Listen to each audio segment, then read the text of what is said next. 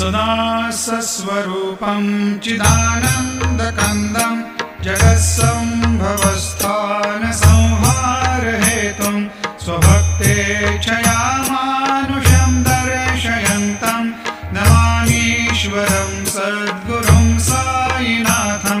भवद्वान्तविद्वांसमार्तण्डमीड्यं मनोवागतीतं मुनिर्ध्यानगम्यं जगद्व्यापकं निर्मलं निर्गुणत्वं